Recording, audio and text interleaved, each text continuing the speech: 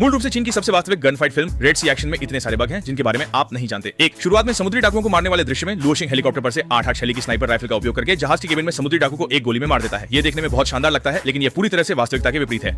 कारण यह है कि 8-8 शैली की स्नाइपर राइफल 5.8 मिलीमीटर स्नाइपर गोली दागती है, जो गोली के आकार और वजन के कारण हेलीकॉप्टर के रोटर के वायु प्रवाह से प्रभावित होकर नीचे गिर जाएगी। स्नाइपिंग का मतलब है सटीक निशाना लगाना, जिसमें जरा भी चूक नहीं हो सकती।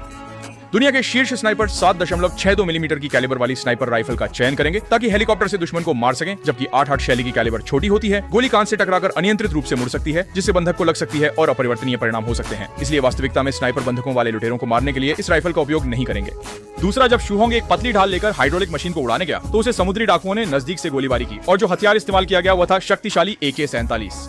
इस बंदूक की गोली का व्यास 7.62 गुणा 39 मिलीमीटर है। अगर इस बंदूक से बचना है तो ढाल कम से कम पुलिस के 5वें स्तर की होनी चाहिए। 5वें स्तर की विस्फोटक रोधी ढाल की मोटाई लगभग 3 सेंटीमीटर होती है। शू होंग के हाथ में जो पतली ढाल है वो स्पष्ट रूप से पतली है और AK-47 की नजदीकी फायरिंग को नहीं रोक सकती। तीसरा, गुशेंग ने एक गोली से दुश्मन के मोर्टार गोले को उड़ा दिया। यह युद्ध फिल्मों में हार को जीत में बदलने का सबसे आम दृश्य है, लेकिन यह बिल्कुल भी वास्तविक नहीं है।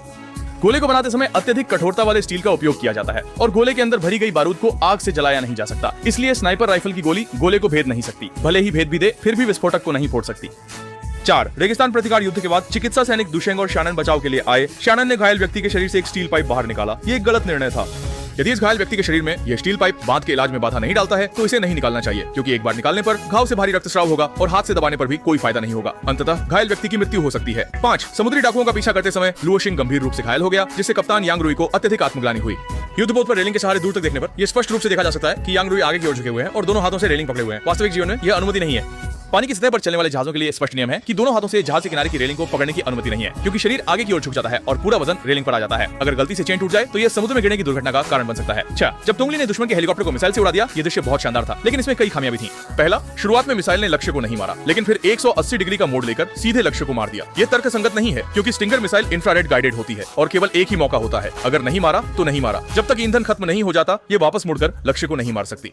दूसरा, जब टोंगली ने स्टिंगर मिसाइल उठाई तो ध्यान से देखने पर पता चलता है कि लॉन्चर के अंत में एक चौकोर बॉक्स है, जिससे साफ पता चलता है कि यह लॉन्चर असली नहीं है, बल्कि स्टिंगर मिसाइल का एक अभ्यास उपकरण है जिसका उपयोग निशानेबाजी और लक्ष्य को लॉक करने के प्रशिक्षण के लिए किया जाता है। 7, गुशेंग और लिनडोंग ने स्नाइपर पोजीशन में समस्या चुनी। भले ही आप सैन्य मामलों के बारे में ज्यादा न जानते हो, लेकिन जो लोग अक्सर PUBG खेलते हैं वे समझते हैं। जब आप खेल में AWM लेते हैं और कमरे में छुपते हैं तो बंदूक की नली को खिड़की से बाहर नहीं निकालना चाहिए, बल्कि खिड़की से उचित दूरी पर रहना चाहिए, अन्यथा लंबी बंदूक की नली को आसानी से देखा जा सकता है, जिससे स्थान का पता चल सकता है। लेकिन फिल्म में स्नाइपर टीम ने छत को स्नाइपर पोजीशन के रूप में चुना।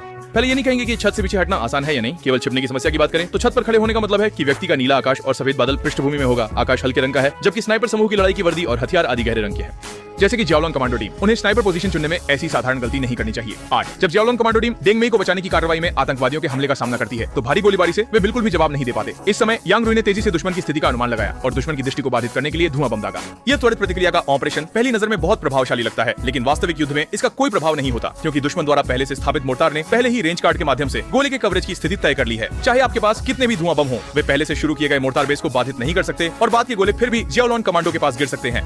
इसलिए कप्तान यांग रुई का आतंकवादियों पर धुआं बम फेंकना एक बेकार की कार्रवाई थी। 9, जब जियाओलोंग टीम आतंकवादियों के कैंप में लड़ाई कर रही थी, यांग रुई ने सफलतापूर्वक शानान को बचाया और कमरे में RPG रॉकेट लॉन्चर पाया। इसके बाद यांग रुई ने RPG रॉकेट लॉन्चर से दुश्मनों पर जमकर गोलीबारी की, जिससे उन्हें भारी नुकसान हुआ। दृश्य बहुत शानदार है, लेकिन यह बहुत नकली है, क्योंकि RPG वास्तव में संकीर्ण स्थान में दागा नहीं जा सकता। पीछे की लॉ के लिए पर्याप्त जगह नहीं होती, जिससे खुद को चोट लग सकती है। कुछ लोग कह सकते हैं कि उसने एक खाली बड़े कमरे से दागा, लेकिन अगर आप ध्यान से देखें तो उसके दागने की जगह के पीछे स्पष्ट रूप से एक दीवार है और उसके पीछे शानान भी खड़ी है।